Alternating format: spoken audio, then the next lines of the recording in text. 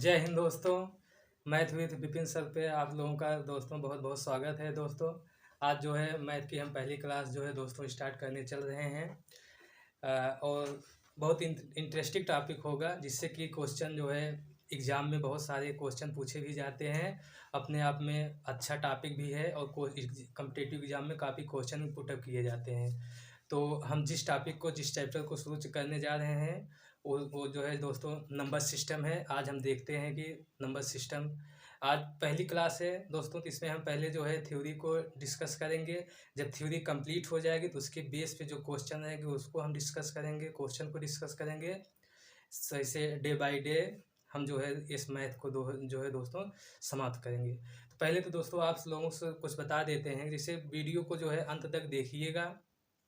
अगर वीडियो अच्छा लगे तो सब्सक्राइब भी करिएगा, शेयर भी करिएगा दोस्तों के साथ है। जो कुछ क्यूरी हो या कोई क्वेश्चन पुटअप करना चाहते हैं तो कमेंट बॉक्स में लिख सकते हैं, और कुछ सजेशन देना चाहते हैं उसको कमेंट बॉक्स में दे सकते हैं, ताकि हम अपने आप को भी उस हिसाब से इम्प्रूव करें और अपने आप को जो है आप लोगों को अच्छा क्वेश्चन जो है प्रोवाइड करने के लिए अपने आप को भी जो है हम बनाएं दोस्तों। तो दोस्तों हम शुरू करने चल रहे हैं चैप्टर नंबर सिस्टम।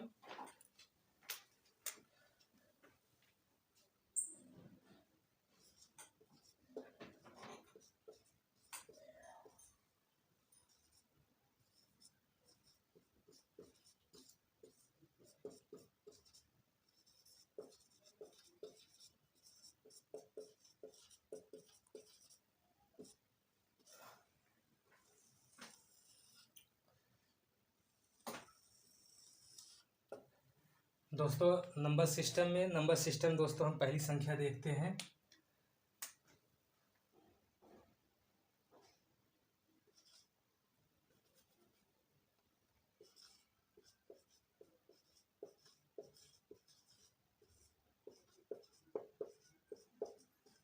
वास्तविक संख्या,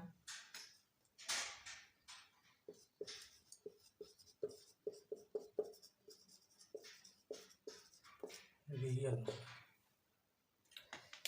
दोस्तों साथ ही साथ हम इसका डिफिनीशन भी समझते चलते हैं दोस्तों।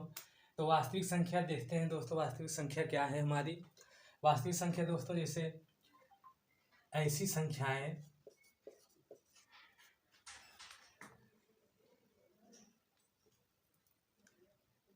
दोस्तों यहां से लिखते हैं।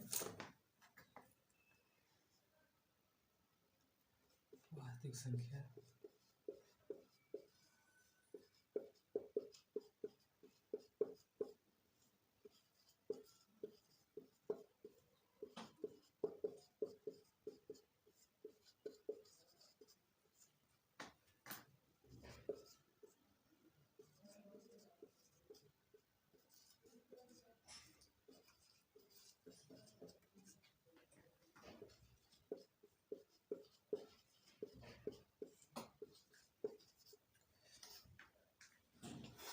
दोस्तों इसका डिफिनीशन देख लेते हैं। ऐसी संख्याएं जिन्हें संख्या रेखा पर जो है प्रदर्शित किया जा सकता है, ऐसी संख्याएं वास्तविक संख्या होती है। जैसे दोस्तों देख लेते हैं क्या क्या हो सकती है। जैसे -4, -2, -1, 3 हो गया, 4 हो गया दोस्तों, 0.55, 73/100, √9, √4,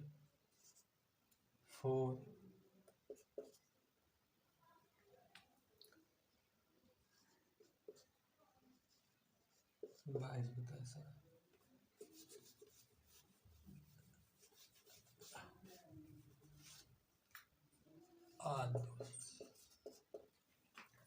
दोस्तों ऐसी संख्याएं जिन्हें हम नंबर 9 पर जो है प्रदर्शित कर सकते हैं, सभी सारी संख्याएं जो है वास्तविक संख्या होती है दोस्तों।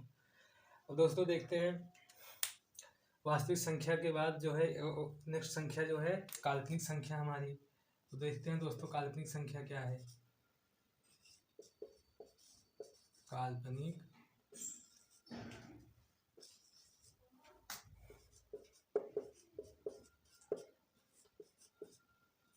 संख्याएं दोस्तों इसका भी डिफिनीशन देख लेते हैं।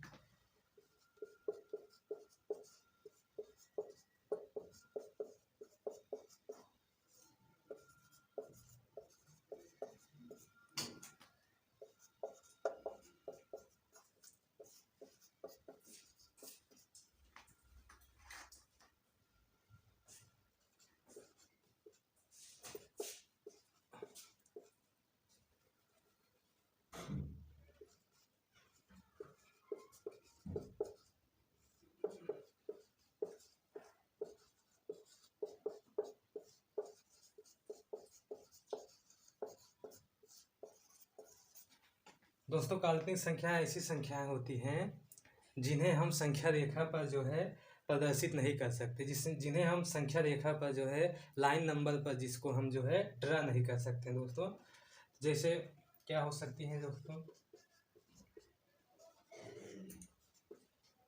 जैसे हमारा √-2, √-3, √-7 आदि संख्या है दोस्तों।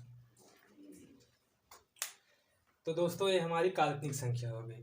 दोस्तों समझते हैं वास्तविक संख्या, जिन संख्या को जो है हम नंबर लाइन पर ड्रा कर सकते हैं, प्रदर्शित कर सकते हैं, वो हमारी जो है वास्तविक संख्या होगी। और जिन संख्या को जो है हम नंबर लाइन पर प्रदर्शित नहीं कर सकते, ऐसी सारी संख्याएं दोस्तों हमारी काल्पनिक संख्या होंगी दोस्तों हम नेक्स्ट चलते हैं और देखते हैं और इसमें क्या क्या है नंबर सिस्टम में। अगली संख्या, अगला कॉन्सेप्ट क्या है दोस्तों समझते हैं। दोस्तों वास्तविक संख्या और काल्पनिक संख्या हमारी हो गई है। दोस्तों काल्पनिक संख्या में जैसे -2, -3 और -7 आदि संख्याएं दोस्तों काल्पनिक संख्या हैं। इन संख्याओं में दोस्तों जैसे देख रहे हैं √-1 जो है सभी संख्याओं में कॉमन है। जो दोस्तों इसी √-1 को हम जो है इमेजिनरी नंबर बोलते हैं, जिसको हम i से डिनोट करते हैं दोस्तों, i से लिखते हैं दोस्तों। अब यहाँ से दोस्तों -1 की वैल्यू जो है हमारी हो जाएगी i²। इसको दोस्तों नोट कर लीजिएगा, सीधा जो है फैक्ट पूछ लेता है क्वेश्चन एग्जाम में दोस्तों कि i की वैल्यू क्या होगी, इमेजिनरी नंबर क्या है। अब दोस्तों समझ लेते हैं हमारी वास्तविक संख्या, काल्पनिक संख्या। और दोस्तों वास्तविक संख्या और काल्पनिक संख्या के जो है एक कॉम्बिनेशन के कंपोजिशन को, दोनों को जो है मिलाकर जो है एक और संख्या बनती है दोस्तों, जिसे हम बोलते हैं कॉम्प्लेक्स नंबर, जो मिश्रित संख्या। तो दोस्तों मिश्रित संख्या देख लेते हैं। मिश्रित संख्या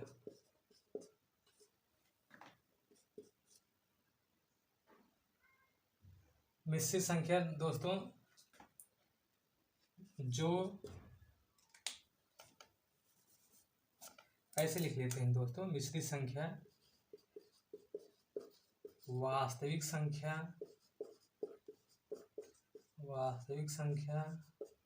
और काल्पनिक संख्या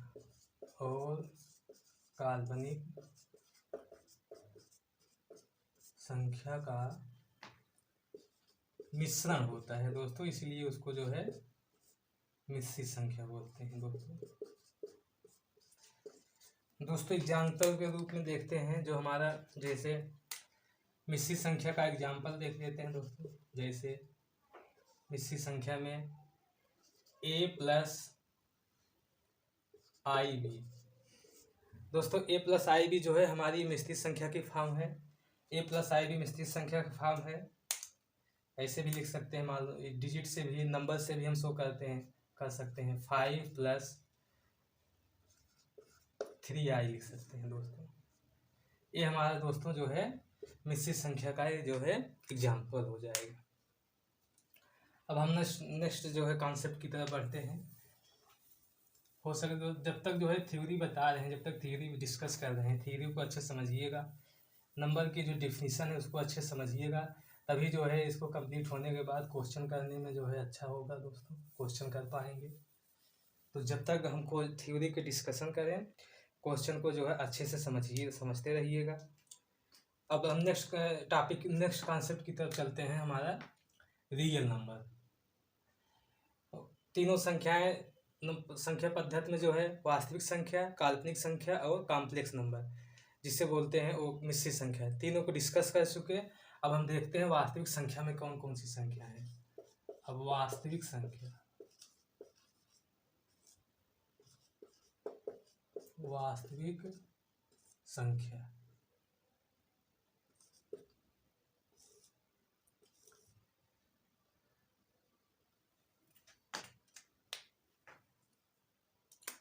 वास्तविक संख्या में जिसे मेन रूप से दो संख्याएं हैं, जिसे दोस्तों वास्तविक संख्या में नंबर 1 देखते हैं। वास्तविक संख्या में नंबर 1 देखते हैं परिमेय संख्याएं, परिमेय संख्याएं, साथ साथ डिफिनीशन भी देख लेते हैं परिमेय संख्याएं क्या है। ऐसी संख्याएं, ऐसी संख्याएं जिन्हें P बाई Q के रूप में, P बाई Q के रूप में लिखा जा सकता है, लिखा जा सकता है। जहां, कंडीशन को ध्यान रखिएगा दोस्तों, जहां Q not equal to 0, Q जो है 0 के बराबर ना हो, जहां Q 0 के बराबर ना हो। एग्जाम्पल जैसे हमारा हो गया परिमेय संख्या में 3/5 माइनस 8/1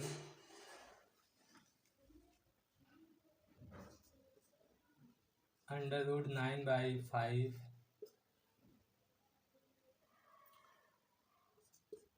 73/100 22/7 आदि। ऐसी सारी संख्याएं दोस्तों जिन्हें हम जो है P बाई Q के रूप में लिख सकते हैं, वो सारी संख्याएं हमारी परिमेय संख्या। बस एक ही चीज़ ध्यान देना होगा कि जो बटे में 0 न आए, Q इक्वल टू नॉट 0 मतलब बटे में कभी भी 0 न आए। और हम देखते हैं दूसरी संख्या, इसमें एक परिमेय हो गई, दूसरी हमारी अपरिमेय संख्या, अपरिमेय संख्या, अपरिमेय संख्या है। डिफिनीशन जस्ट इसके अपोजिट है उसका, अपरिमेय संख्या की। ऐसी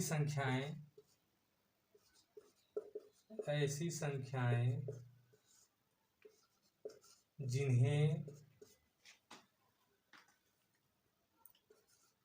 P बाई Q के रूप में नहीं लिखा जा सकता, नहीं लिखा जा सकता है।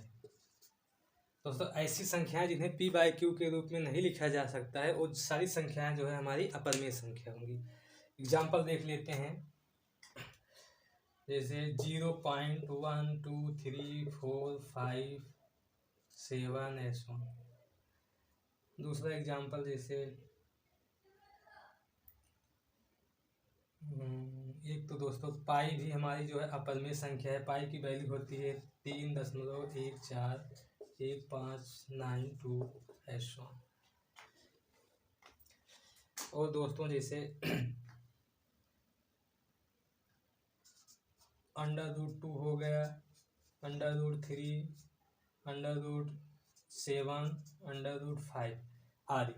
ये सारी संख्याएं दोस्तों, ये सारी संख्याएं अपरिमेय संख्या है।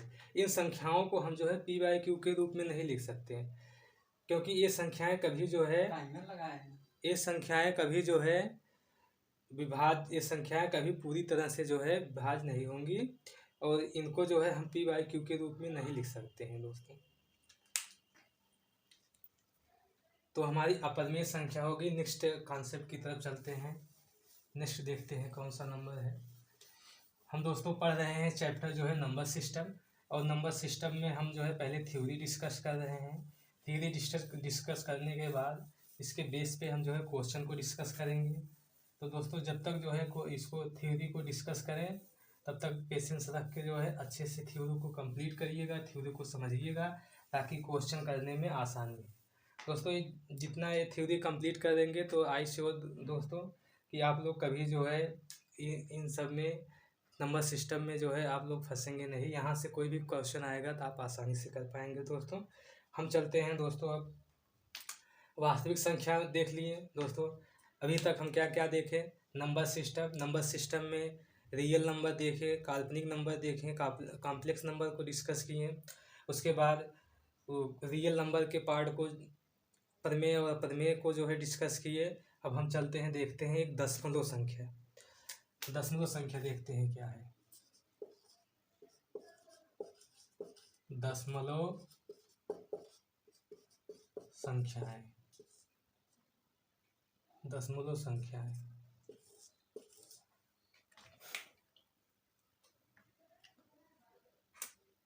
दशमलव संख्याएं मेन रूप से तीन प्रकार की होती हैं।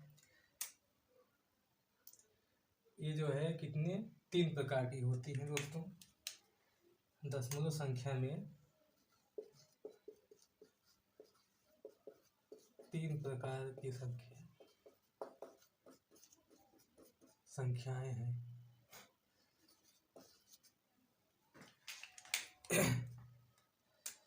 जिसमें पहली संख्या है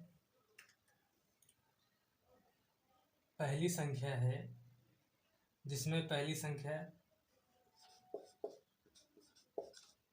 ऐसी संख्या जो पूर्णतया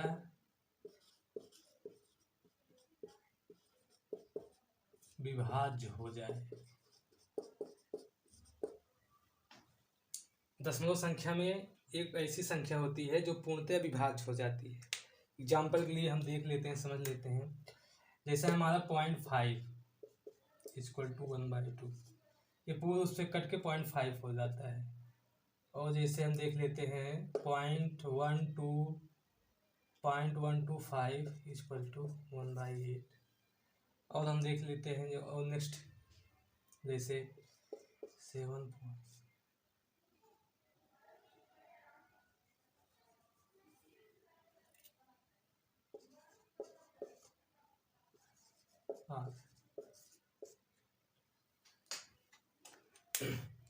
दूसरा हम देखते हैं, दूसरी संख्या जो कि दशमलव संख्या का पार्ट ही है। ऐसी संख्या, ये दोस्तों पूर्णतः विभाज्य हो जाती थी। अब इसमें देखते हैं ऐसी संख्या जो पूर्णतया विभाज्य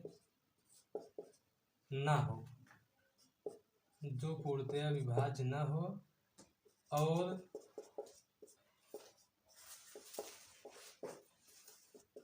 पुनरावृत्ति हो, जो पूर्णतः विभाज्य न हो और पुनरावृत्ति हो। एग्जाम्पल तो इसको भी समझ लेते हैं। इसी का इसमें दूसरी संख्या क्या है? ऐसी संख्या जो पूर्णतः विभाज्य ना हो और पुनरावृत्ति हो। जैसे एग्जाम्पल के लिए हम देख लेते हैं 0.3333 S1 1/3। और जैसे हो गया हमारा 0.5656 S1 56/99। जैसे 127/999। तो दोस्तों ये ऐसी संख्या है जिनकी पुनरावृत्ति भी हो रही है और जो है ये पूरी तरह से 0 लगा लेते हैं, 0, और पूरी तरह से विभाज्य भी नहीं हो रही है। ये सारी संख्या हमारी किस रूप में आएंगी? ये जो है दशमलव संख्या का जो है दूसरा रूप है। अब हम देखते हैं कि दशमलव संख्याओं में तीसरी संख्या कौन सी होती है।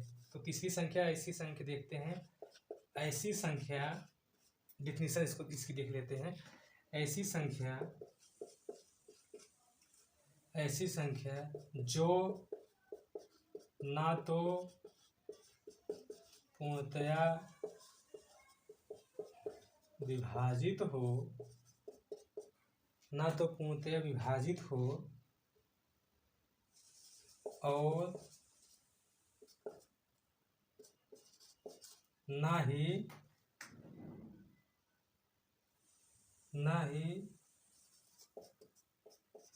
पुनरावृत्ति हो, ना ही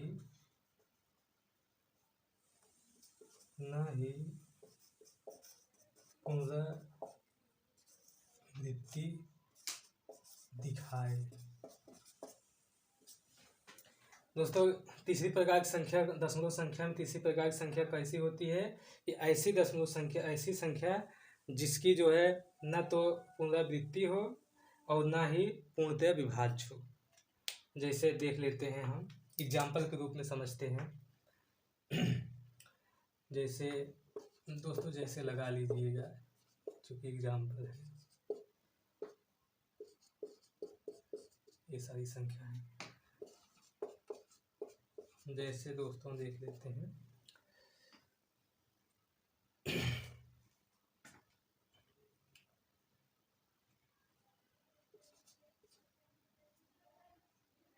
जैसे √2 की वैल्यू 1.141 डॉट।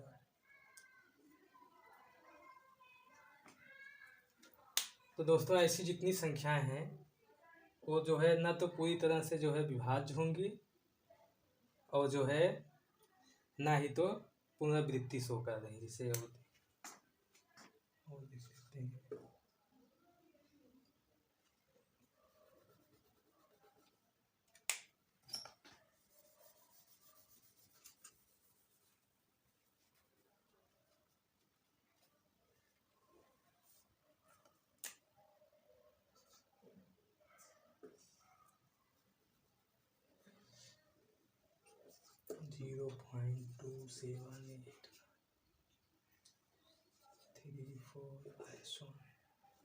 दोस्तों ऐसी सभी संख्याएं जो कि पूर्णतः विभाज्य भी नहीं होंगी, ऐसे नंबर आते चले जाएंगे। इसमें भी √2 में भी ऐसे नंबर आते चले जाएंगे, ना तो नंबर रिपीट होगा ना तो पूरी तरह से डिवाइड होगी, कटेगी। तो ऐसी ये संख्या कौन सी होंगी? ये जो है दशमलव संख्या का ये तीसरी प्रकार की संख्या है। तो दोस्तों ये जो दोनों संख्याएं आती हैं इसको थोड़ा सा लिख लीजिएगा दोस्तों। संख्या 1 और 2 नंबर, जैसे दोस्तों इसको दोस्तों नोट में जो है बना के लिख लेना।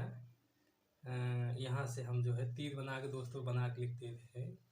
ये दोनों संख्याएं 1 और 2 नंबर, ये हमारी संख्याएं परिमेय संख्या के अधीन आती हैं।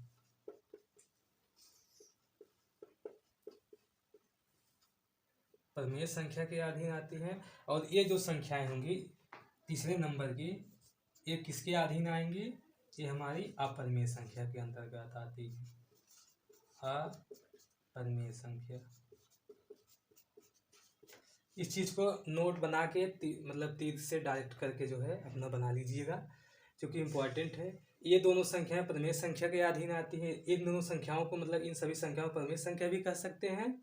और ये जो संख्या है तीसरे नंबर की, इसको जो है हम अपरिमेय संख्या कहते हैं। दोस्तों हमारा ये दशमलव संख्याएं यहाँ से कंप्लीट हो गई। दशमलव संख्या में बस यही 3 संख्याएं हैं। अब हम नेक्स्ट जो है कॉन्सेप्ट की तरफ बढ़ते हैं, देखते हैं हमारा नेक्स्ट कॉन्सेप्ट क्या है।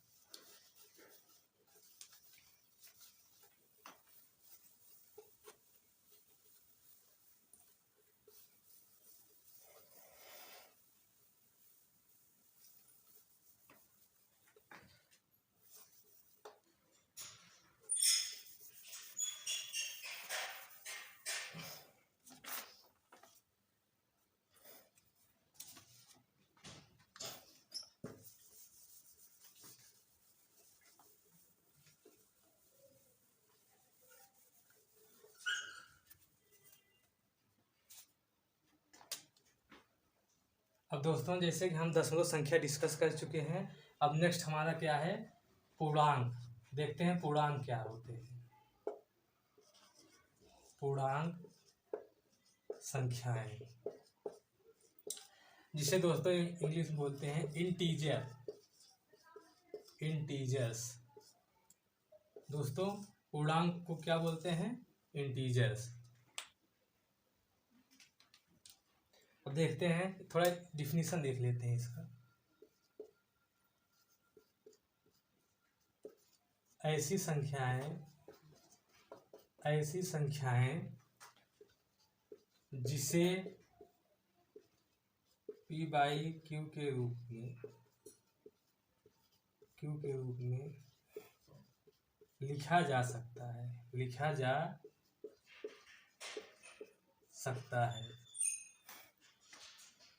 जहां Q = 1 हो। या दोस्तों ऐसे कर सकते हैं, या ऐसे कर सकते हैं, जो संख्या अपने आप में पूर्ण हो, अपने आप में कंप्लीट हो, पूर्ण हो, पॉइंट में ना हो, वो सारी संख्या हमारी पूर्णांक, जो कि अंक यहाँ से ही स्पष्ट है, इसके नाम से ही पूर्णांक, जिसका जो अंक पूरा हो, पूर्ण हो, उसे पूर्णांक कहते हैं। डिफिनेशन में इसको बना सकते हैं, P बाई Q के रूप में सारी संख्या पूर्णांक हो, Q = ऑलवेज, Q हमेशा जो है हमेशा क्या होना चाहिए, 1 होना चाहिए। ऐसी सारी संख्याएं क्या होंगी, इंटीजर होंगी। अब यहाँ देखते हैं, अब इसमें जो है पूर्णांक में 2 प्रकार की संख्याएं होती हैं। पूर्णांक के अधीन हम देखते हैं 2 प्रकार के पूर्णांक हम समझते हैं। पहला क्या है, पहला एक धनात्मक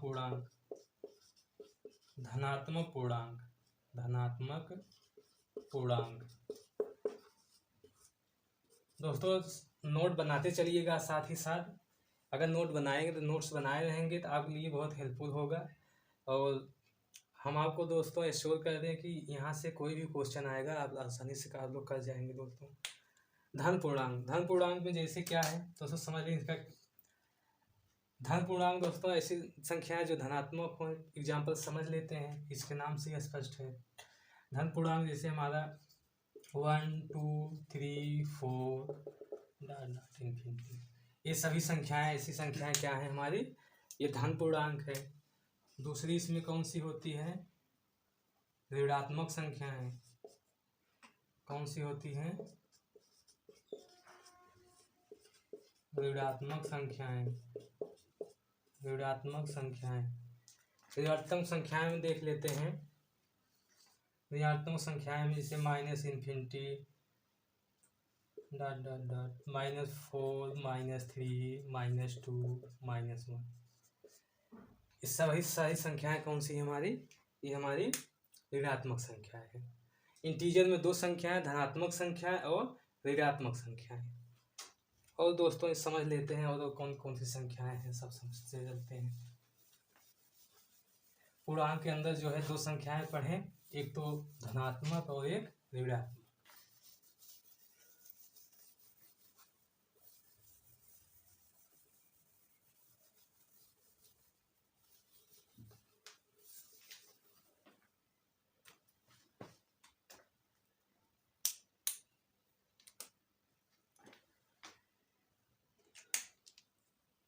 और दोस्तों एक हमारी कौन सी संख्या होती है, पूर्ण संख्या। पूर्ण संख्या किसे कहते हैं उसको देख लेते हैं, इसे बोलते हैं होल नंबर।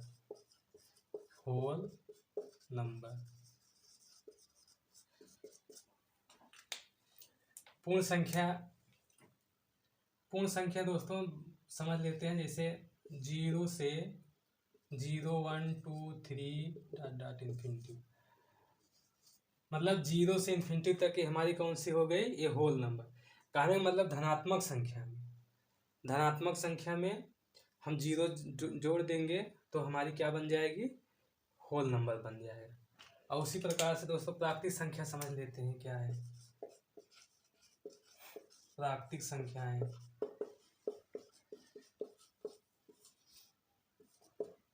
संख्याएं दोस्तों हमारी 1 से शुरू होती हैं, 1 2 3 ∞।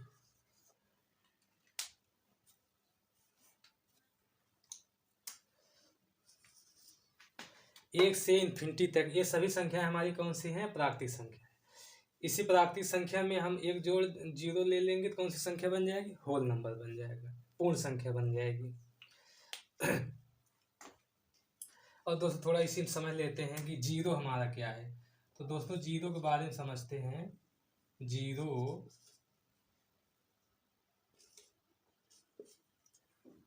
जीरो जीरो ना तो धनात्मक है संख्या है और ना ही ऋणात्मक है, ना ही ऋणात्मक संख्या है। दोस्तों क्या जीरो, यहाँ से पॉइंट बना के लिख लीजिएगा, जीरो ना तो धनात्मक संख्या है और ना ही ऋणात्मक संख्या है, क्योंकि जीरो को किसी भी संख्या में जोड़ने या घटाने से कोई डिफरेंस नहीं पड़ता। तो इसलिए इसे में जो है ये जीरो क्या है? जीरो को देखेंगे, जीरो ना तो धनात्मक संख्या है ना तो ऋणात्मक संख्या है। इस फैक्ट को याद रखना दोस्तों, स्टेटमेंट के रूप में क्वेश्चन में एग्जाम में क्वेश्चन पूछ लिए जाते हैं दोस्तों। अब हम चलते हैं नेक्स्ट कॉन्सेप्ट की तरफ।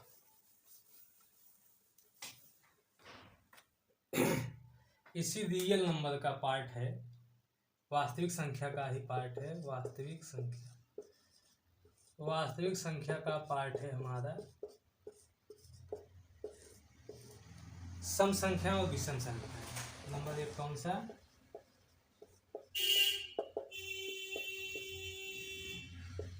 सम संख्याएं। साथ साथ डिफिनीशन देख लेते हैं। ऐसी संख्याएं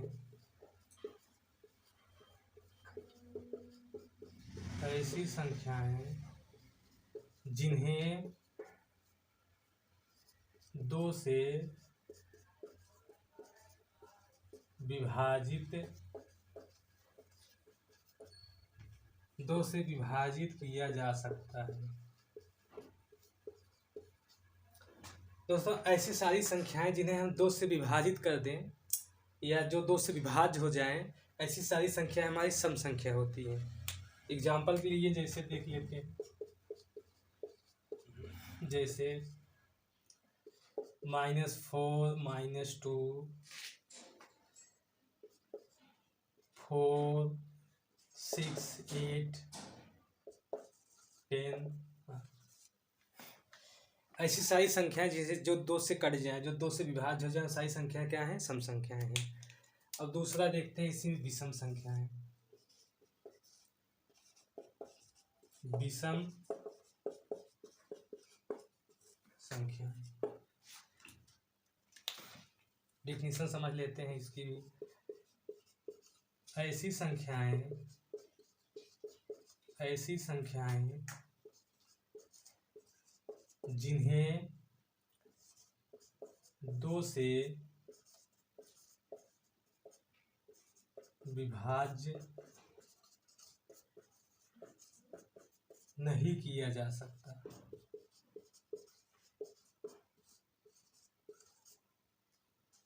जैसे एग्जाम्पल रूप में -3 -5 -7 7 9 7 9 3 8, ऐसी सारी संख्याएं जिन्हें हम 2 से ना काट पाए, जो 2 से विभाजित ना हो, ऐसी सारी संख्याएं कौन सी संख्याएं होंगी? विषम संख्याएं होंगी। ये दोनों सम संख्या विषम संख्या किसके पार्ट हैं? ये वास्तविक संख्या, ये सब वास्तविक संख्या के पार्ट हैं। अब हम देख लेते हैं नेक्स्ट कॉन्सेप्ट क्या है। दोस्तों अभी हम थ्योरी डिस्कस कर रहे हैं, बस नंबर सिस्टम में थ्योरी ज़्यादा है, थोड़ा सा बोरिंग भी होता है, बट आई श्योर अगर आप लोग जो है इसको अच्छे से जो है समझ लेंगे, अच्छे से नोट बना लेंगे, समझ लेंगे, तो यहाँ से नंबर सिस्टम से कोई भी क्वेश्चन जो है आप लोगों को नहीं जो है परेशान करेगा। तो हम जो है ये नंबर सिस्टम में यहाँ तक पहुँच गए हैं। अभी हम डिस्कस किए हैं जो है कि वास्तविक संख्या के अधीन जो है सम संख्या और विषम संख्या को डिस्कस किए हैं। अब थोड़ा कुछ प्रॉपर्टी हैं सम संख्या और विषम संख्या की, थोड़ी उनकी प्रॉपर्टी देख लेते हैं। तो देखते हैं, जैसे दो सम संख्याओं का गुणनफल, जैसे सम संख्या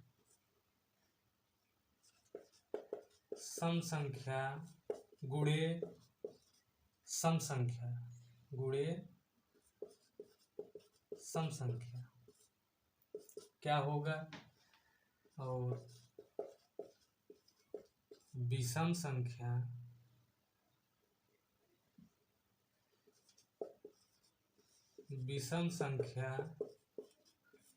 गुणे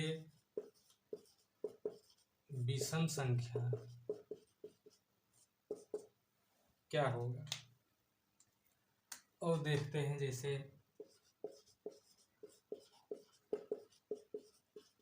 सम संख्या प्लस माइनस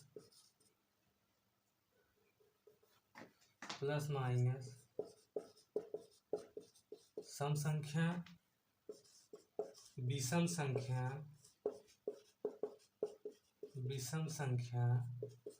प्लस माइनस विषम संख्या, सम संख्या प्लस माइनस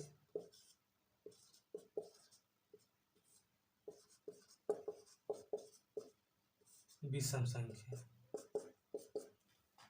दोस्तों ये थोड़ी प्रॉपर्टी इसको लिख लीजिएगा। थ्योरी डिस्कशन करते समय आप लोगों को आसान लग रहा होगा, लेकिन ये कॉन्सेप्ट जो है एग्जाम के दौरान मिस हो जाते हैं। तो इसको थोड़ा सा दिमाग में जो है रखिएगा, उसको नोट बना के एक बार अगर बना लेंगे तो दोबारा देखने की आवश्यकता नहीं होगी। सम संख्या इंटू सम संख्या हमेशा ही कौन क्या आती है, सम संख्या ही आएगी। सम संख्या से गुणा करेंगे तो हमेशा सम संख्या आएगी, और विषम संख्या में विषम संख्या से गुणा करेंगे तो हमेशा ही विषम संख्या आएगी। अब इससे देखें, सम संख्या का जब सम संख्या से प्लस माइनस करेंगे तो हमेशा सम संख्या आएगी। उसी प्रकार विषम संख्या को विषम संख्या से प्लस माइनस करेंगे तो हमेशा सम संख्या आएगी।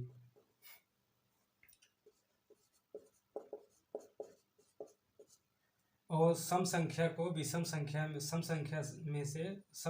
विषम संख्या को प्लस माइनस करेंगे तो हमेशा ही हमारा विषम संख्या आएगी। ये दोस्तों कॉन्सेप्ट है, इसको थोड़ा लिख ली। एक और थोड़ा मिस हो रहा है दोस्तों, नीचे मल्टीप्लाई वाला एक और देख लेते हैं ऊपर। अगर एक विषम संख्या मान लीजिए सम संख्या का गुणा करेंगे विषम संख्या में,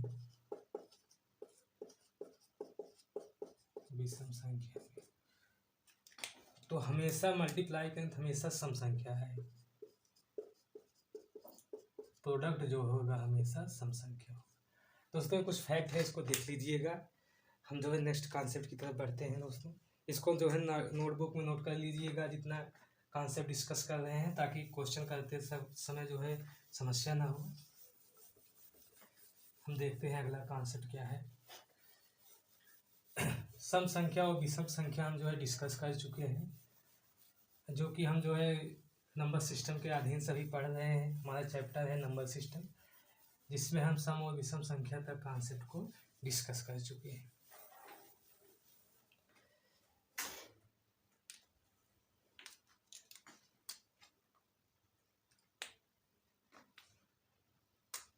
अब हम नेक्स्ट देखते हैं, नेक्स्ट हमारा क्या है। तो जब प्राकृतिक संख्याएं देखते हैं यहाँ नहीं दोस्तों, इससे अभी हमारा क्या, अब दोस्तों प्राइम नंबर और को प्राइम नंबर देखते हैं।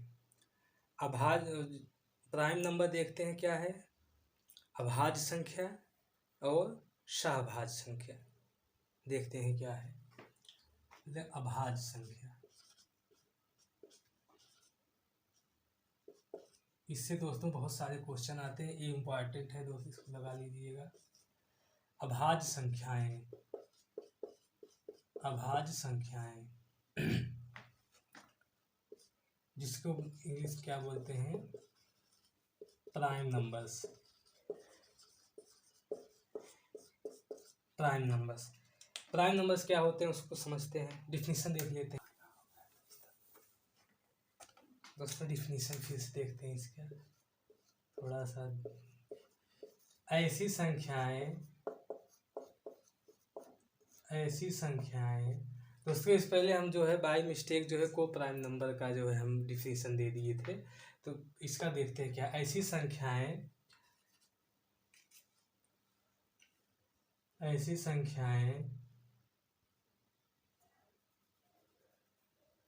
जिनके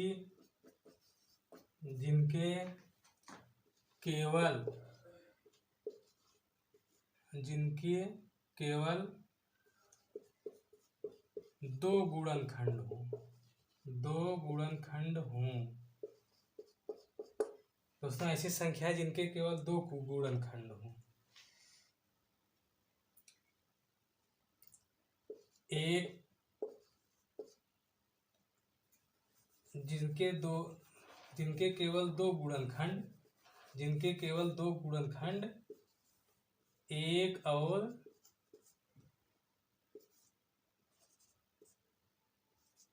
वह संख्या स्वयं हो। दोस्तों अभी एग्जाम्पल देंगे तो समझ जाएंगे। ऐसी संख्याएं जिनके केवल दो गुणनखंड हो, एक तो एक हो और दूसरी वह संख्या स्वयं हो। ऐसी संख्या कौन सी संख्या, अभाज्य संख्या होती है। एग्जाम्पल जैसे वो संख्याएं कौन, अभाज्य संख्याएं कौन कौन सी हैं, जैसे दो हमारा 3, 5, 7, 11, 13, ऐसी सभी संख्याएं 2, 3, 5, 7, 11, 13, ये सारी संख्याएं कौन सी संख्या हैं, ये हमारी अभाज्य संख्या है। दोस्तों इनके केवल दो फैक्टर होंगे, जैसे दो का तो एक होगा और दूसरा दो होगा, और तीन में देखेंगे तीन में केवल एक होगा और तीन होगा। 5 का देखेंगे तो 5 में एक जो है एक होगा और 5 होगा। केवल दो ही गुणनखंड होंगे, एक तो एक से कटेगा और एक दो स्वयं से कटेगा। तो डिफिनीशन बता दिए हैं, ऐसी संख्याएं जिनके केवल दो गुणनखंड हो, एक तो कॉमन है, एक होगा और दूसरी वह संख्या स्वयं होगी। ऐसी सारी संख्याएं हमारी प्राइम नंबर होती है, अभाज्य संख्या होती है। अब नेक्स्ट देखते हैं हम अभाज्य संख्या के बाद।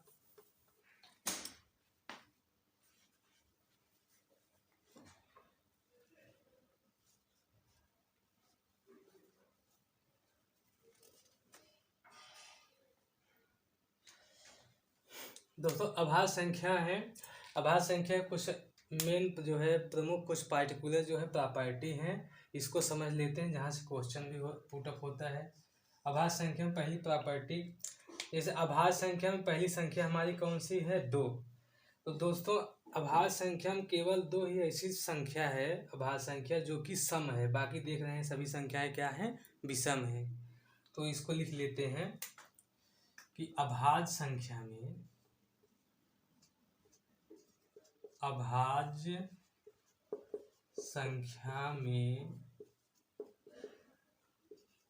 केवल दो है जो सम है।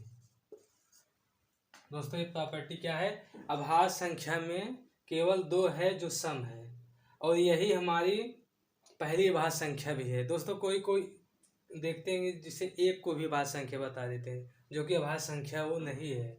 हमारी पहली अभाज्य संख्या क्या है, हमारी पहली अभाज्य संख्या 2 है। अभी हम डिस्कस करेंगे एक क्यों नहीं हमारी हमारी अभाज्य संख्या, यहाँ देख लेते हैं। जैसे एक है तो डिफिनीशन में कह रहा है तो ऐसी संख्याएं जिनके केवल दो गुणनखंड हो, इसमें तो एक ही होगा, एक का अपना एक ही होगा, तो इसलिए जो है हमारा अभाज्य संख्या में काउंट नहीं किया जाता है। ये फैक्ट याद करिए, रखिएगा। बहुत लोग हैं एक को ही जो है, बहुत सारे बच्चे जो है एक को ही अभाज्य संख्या बोल देते हैं, लेकिन पहली हमारी अभाज्य संख्या कौन सी है? 2 है। तो पहली होगी अभाज्य संख्या में केवल 2 है जो सम है। और एक प्रॉपर्टी और देखते हैं, जैसे 3, 5, 7 3, 5, 7 ऐसी विषम अभाज्य संख्याएं हैं जो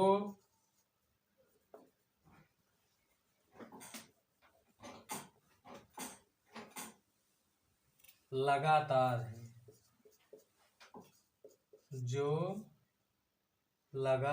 है, दोस्तों पूरी अभाज्य संख्या में केवल 3, 5, 7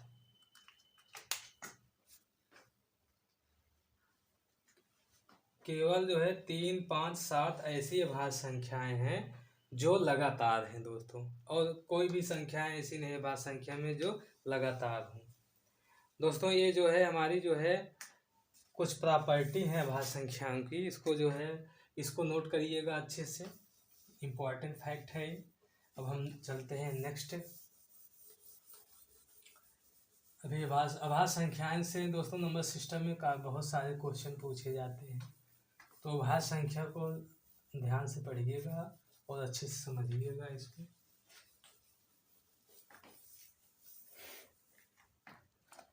और देखते हैं कुछ अभाज्य संख्या देख लेते हैं।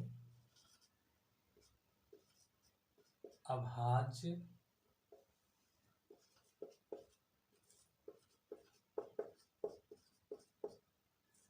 संख्या है, जैसे दोस्तों देखते हैं कि हमारी 1 से 50 तक कितनी अभाज्य संख्याएं होंगी। 1 से 50 तक जो है 15 अभाज्य संख्याएं होंगी, इसको याद रखिएगा। और 50 से 100 तक 10 अभाज्य संख्याएं होंगी। और तो 1 से 100 तक कितनी हो जाएंगी? 1 से 100 तक 15 और 10 कितना हो जाएगा? 25। और 1 से 200 तक हमारी कितनी, हम 1 से 200 तक कितनी 46 अभाज्य संख्याएं होती हैं। और 1 से 1000 तक 168 अभाज्य संख्या। इतना दोस्तों फैक्ट याद रखिएगा। इस पे जो है डायरेक्ट क्वेश्चन पूछ लिए जाते हैं कि इनके मतलब 1 से 50 के बीच में कितनी अभाज्य संख्याएं होंगी, या 50 से 100 के बीच में कितनी अभाज्य संख्याएं होंगी, या 1 से 100 के बीच में कितनी अभाज्य संख्याएं होंगी। ऐसे क्वेश्चन जो है पुटअप किए जाते हैं, तो इसको दोस्तों अच्छे से नोट कर लीजिएगा। हम नेक्स्ट कॉन्सेप्ट की तरफ चलते हैं अब।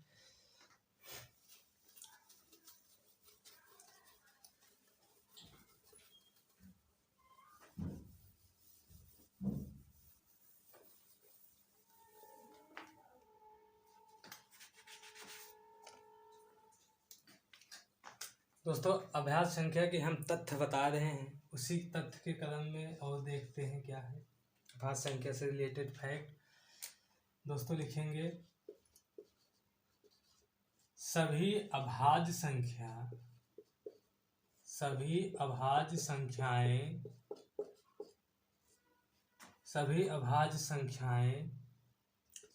6 के ±1 के रूप में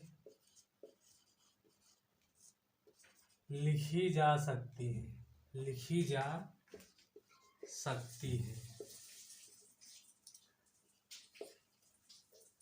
लेकिन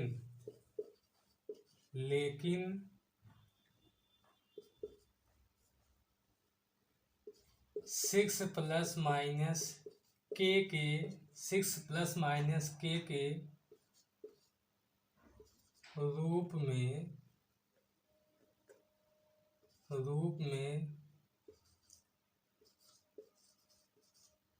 लिखी गई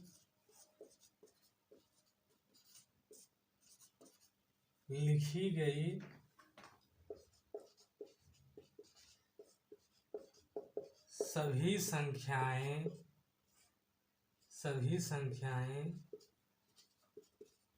अभाज्य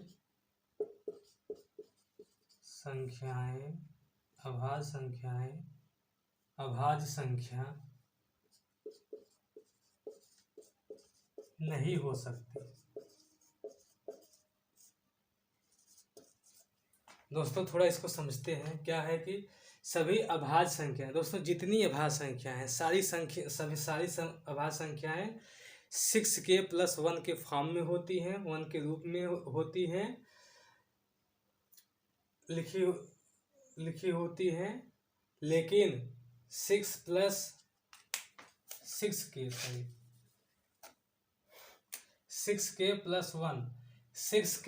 1 के रूप में लिखी गई सभी संख्याएं अभाज्य संख्या नहीं हो सकती।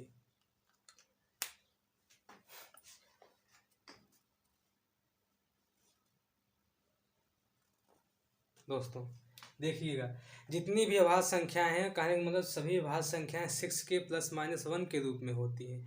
लेकिन ये जो है जरूरी नहीं है कि हमारे जो है सभी अभाज्य संख्या सभी जो है 6k + 1 के फॉर्म के रूप में संख्या क्या हो, किसके फॉर्म में हो, सभी 6 + -1 के रूप वाली संख्याएं अभाज्य संख्या हो। ये जो है हमारा जरूरी नहीं है। तो दोस्तों हम जैसे एग्जाम्पल के रूप में समझ लेते हैं। जैसे 13 हमारा दोस्तों ये क्या है, प्राइम नंबर है, अभाज्य संख्या है। तो 13 ये निश्चित रूप से 6k + 1 के रूप में होगा। तो इसको हम लिख सकते हैं 6k के स्थान पर 2 और +1, ये हमारा 13, जो कि ये क्या है दोस्तों, अभाज्य संख्या है,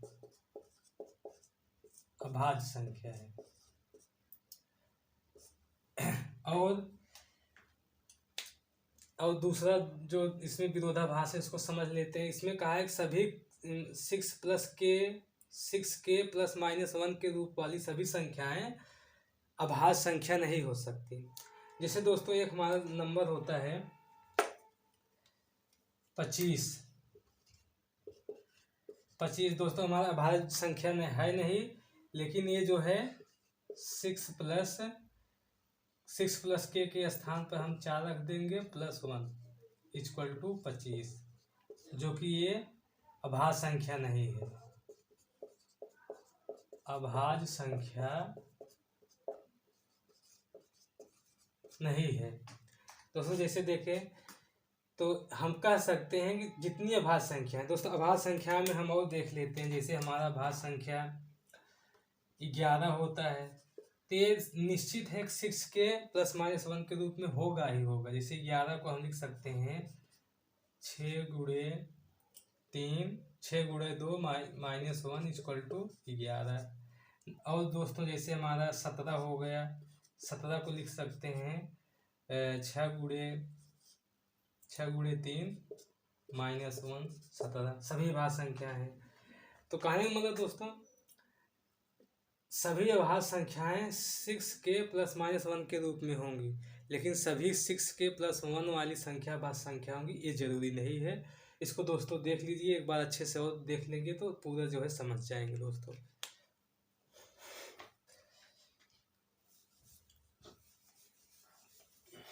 ये दोस्तों कुछ अभाज्य संख्या से रिलेटेड जो है तथ्य थे, फैक्ट थे, जो कि काफ़ी इम्पोर्टेंट है दोस्तों। हम इसको डिस्कस कर चुके हैं।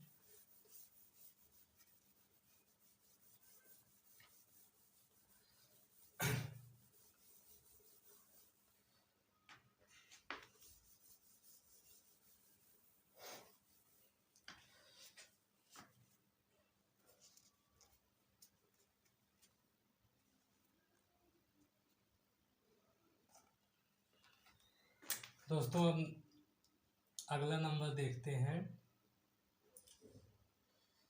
एक दोस्तों हमारा होता है समग्र संख्या। समग्र संख्याएं, जिसे दोस्तों बोलते हैं इंग्लिश में कंपोजिट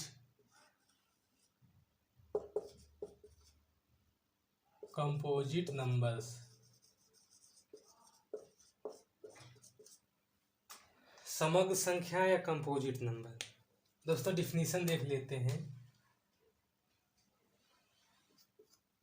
ऐसी संख्याएं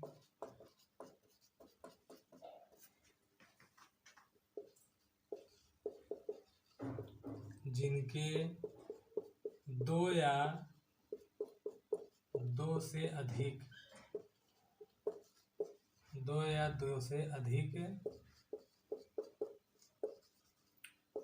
गुणनखंड होते। ऐसी संख्याएं जिनके दो या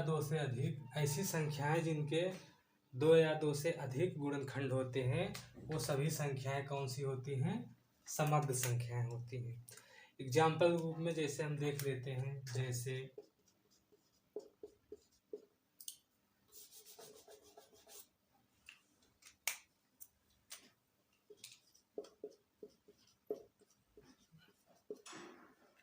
जैसे देखते हैं दोस्तों कंपोजिट नंबर 4, 6,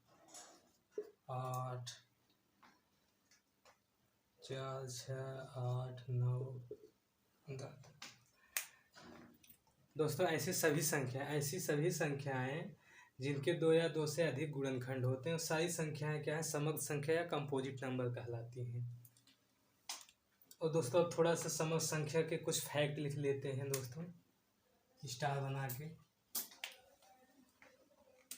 अब देखिए, सबसे छोटी समग्र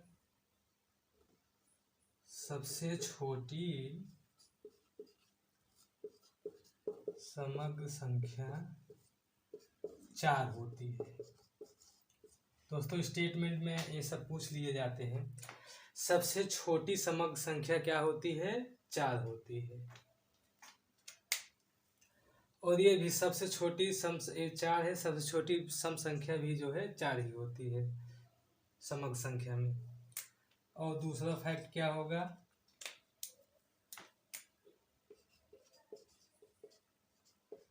सबसे छोटी विषम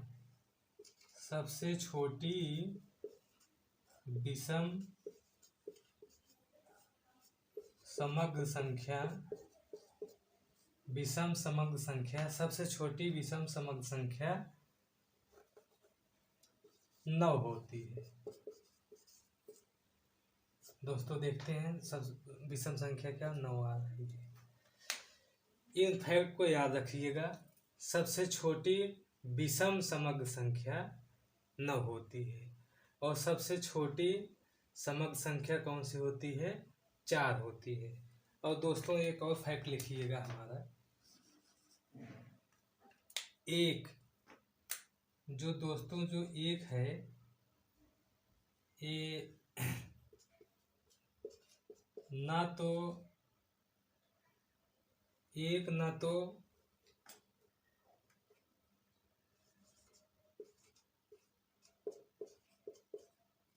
अभाज्य संख्या है,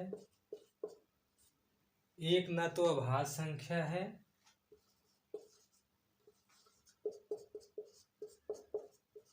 और ना ही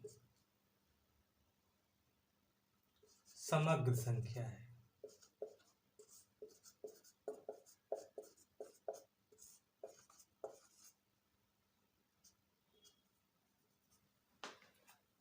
दोस्तों एक ना तो अभाज्य संख्या है और ना ही समग्र संख्या है। ये थोड़ा एक के बारे में थोड़ा फैक्ट था, तो इसको फैक्ट को जो है देख लीजिएगा। दोस्तों हमारा प्राइम नंबर हो गया, अभाज्य संख्या हो गई और समग्र संख्या हो गई। अब नेक्स्ट बढ़ते हैं।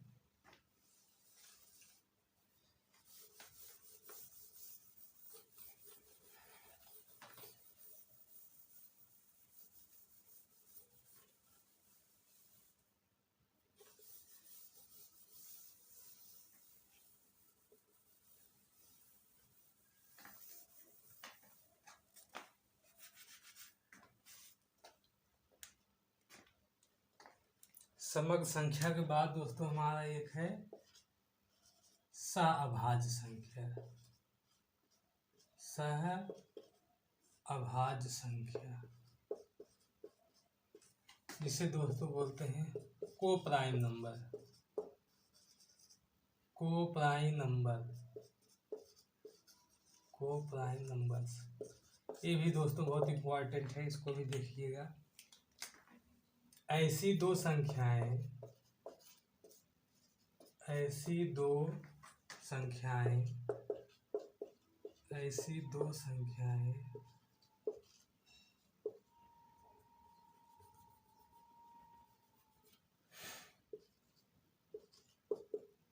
जिनमें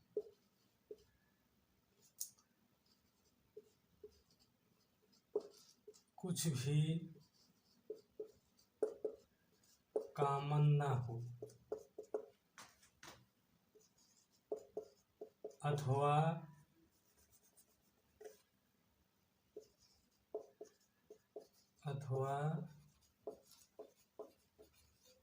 जिसका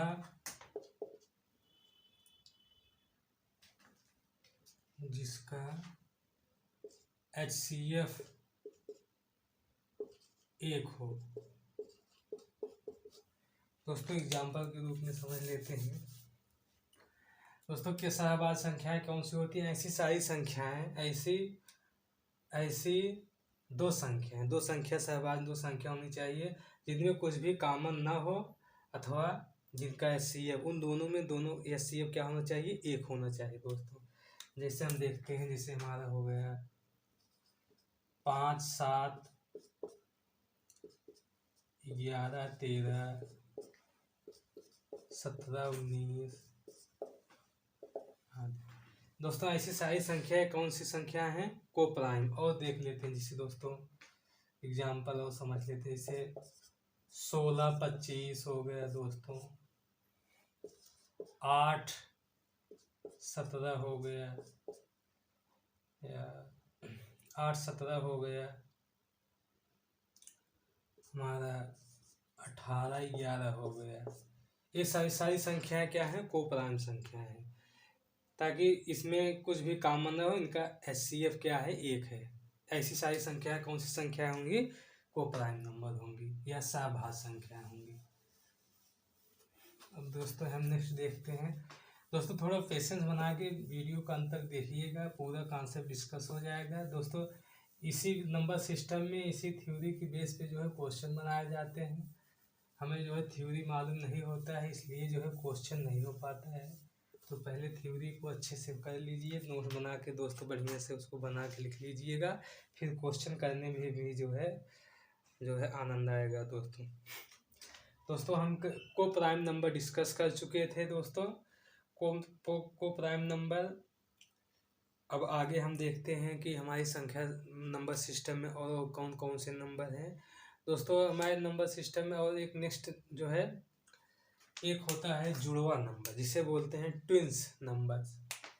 देखते हैं जुड़वा नंबर क्या है दोस्तों।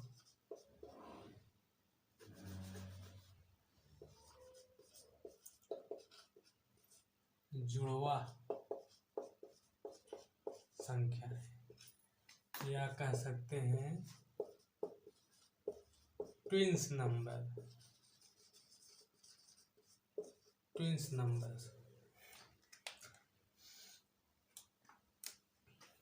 नंबर देखते हैं दोस्तों। ऐसी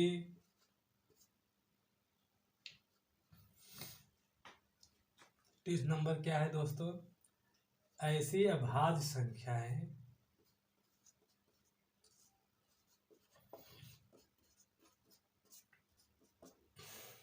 ऐसी दो अभाज्य संख्याएं जिनके बीच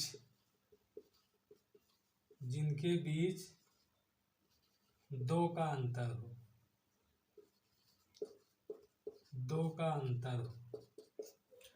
दोस्तों ऐसी अभाज्य संख्याएं जिनके बीच दो का अंतर हो, वे कौन, जुड़वा संख्या कहलाती है। जैसे दोस्तों 3, 5 और हमारा 5, 7, और हमारा 11 13। दोस्तों ये प्राइम नंबर हैं, अभाज्य संख्याएं हैं दोस्तों। इनके बीच का अंतर क्या है? 2 है, और ये अभाज्य संख्या भी है। इन संख्याओं को क्या कहेंगे हम? ट्विंस कहेंगे, जुड़वा होंगे। 3 और 5 और 5 7 और 11 तो 13, ये क्या होंगे? ट्विंस होंगे, ट्विंस नंबर होंगे, जुड़वन संख्याएं होंगी दोस्तों। तो दोस्तों ये हमारा ट्विंस नंबर है दोस्तों। अब दोस्तों हम जो है थ्योरी को जो है कंप्लीट कर चुके हैं काफ़ी। अब दोस्तों इसके बेस पे जो है हम जो है क्वेश्चन करेंगे दोस्तों। तो दोस्तों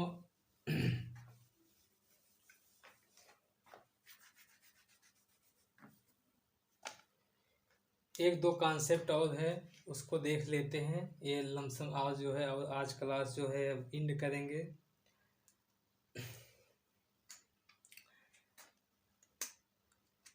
थ्योरी के क्रम में दोस्तों एक हमारा है संपूर्ण संख्या। ये दोस्तों ये भी बहुत इम्पोर्टेंट है। संपूर्ण संख्याएं क्या होती हैं, जिसे बोलते हैं इंग्लिश में परफेक्ट नंबर्स।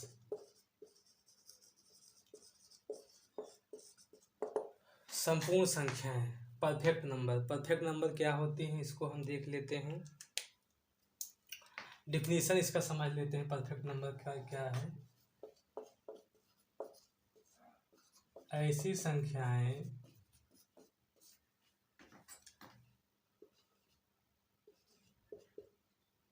जिनके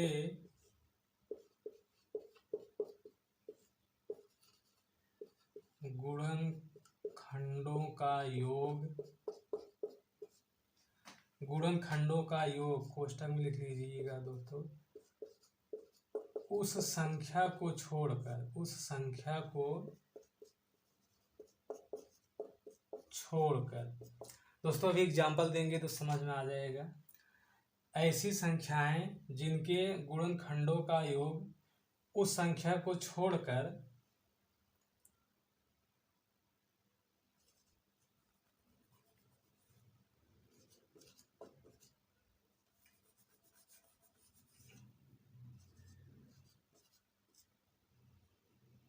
उसी संख्या के बराबर हो। दोस्तों एग्जाम्पल समझते हैं क्या कह रहा है, डिफिनीशन क्या कह रहा है दोस्तों। एग्जाम्पल से देखते हैं कि जैसे दोस्तों परफेक्ट नंबर में जैसे हमारा एक नंबर, पहला नंबर क्या है? 6। 6 का फैक्टर दोस्तों क्या होता है? एक 1 हो जाएगा, 2 हो जाएगा, 3 हो जाएगा और 6 हो जाएगा दोस्तों। अब दोस्तों इसकी डिफिनीशन परफेक्ट नंबर क्या होती है? जैसे ऐसी सभी संख्याएं, ऐसी संख्याएं जिनके गुणनखंडों का योग उस संख्या को छोड़कर, मतलब जैसे इस 6 हमारा परफेक्ट स्क्वायर है, तो इस संख्या को छोड़कर, इसके फैक्टर में जो है इसको छोड़कर बाकी के जो 3 गुणनखंड हैं दोस्तों, इसको हम ऐड करेंगे। अब 3 को ऐड करेंगे तो क्या होगा? 1 2 + 3 क्या हो जाएगा? 6। अब तीनों को ऐड करने पर 6 आ गया, ये संख्या आ जा रही है, तो 6 हमारा क्या हो जाएगा? परफेक्ट स्क्वायर होगा। इसी प्रकार से दोस्तों एक हमारा वो है जिसे 28 है दोस्तों, ये भी हमारा परफेक्ट स्क्वायर है। अब इसका भी फैक्टर देखते हैं क्या होगा। इसका फैक्टर क्या होता है? एक 1 होगा, 2 होगा, 4 होगा, 7 होगा दोस्तों, 7 के बाद 14 होगा, और ये खुद संख्या होगी 28।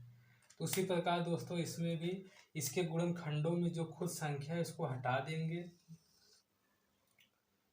और बाकी जो है इसको ऐड कर लेंगे। देखते हैं 1 + 2 + 4 + 7 + 14। देखते हैं दोस्तों क्या होता है। 3 4 3 7 7 14 14 14 28 दोस्तों। इनके गुणनखंडों के भी 28 को छोड़कर बाकी जो गुणनखंड उसको जोड़ने पर क्या है? 28 आ रहा है। तो इस प्रकार से जो है दोस्तों 28 भी हमारी एक परफेक्ट संख्या है। तो दोस्तों हमारे पास जो है कुछ जो है परफेक्ट संख्याएं हैं, हम देख लेते हैं उसको जो है दोस्तों। जैसे और कुछ परफेक्ट संख्याएं हैं उसको देख लेते हैं दोस्तों। जैसे हमारा दोस्तों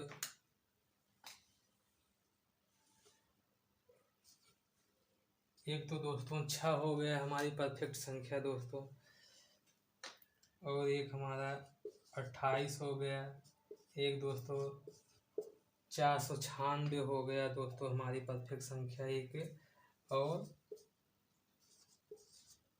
8128, ये सब दोस्तों हमारी क्या है परफेक्ट संख्याएं हैं दोस्तों।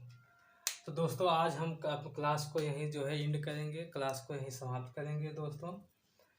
और कल हम जो है इसके बेस पे जितना आज थ्योरी बताए हैं, थ्योरी को जो कंप्लीट कराए हैं, इसके बेस पे जो है जो क्वेश्चन बने हुए हैं, जो क्वेश्चन बनने वाले हैं, कुछ प्रीवियस ईयर के भी हैं और सभी अच्छे क्वेश्चन हैं, और कल हम इसको डिस्कस करेंगे। कल इसी टाइम पे इसी समय पे जो है हम डिस्कस करेंगे, और जो है वीडियो को जो है दोस्तों ज़रूर देखिएगा। और दोस्तों आप लोगों को जो है ये बताना चाहते हैं कि दोस्तों वीडियो को अंत तक जो है जो देखा है दोस्तों, अगर वीडियो अच्छा लगा हो तो वीडियो को सब्सक्राइब करिएगा, और जो है अपने दोस्तों के बीच में शेयर करिएगा दोस्तों। तो इसके बेस पे दोस्तों हम जो है कल जो थ्योरी डिस्कस किए हैं, इसको हम जो है कल इसके बेस पे जो क्वेश्चन बनेंगे उसको डिस्कस करेंगे। तो धन्यवाद दोस्तों, नमस्कार दोस्तों। आज हम क्लास को जो है एंड करते हैं दोस्तों।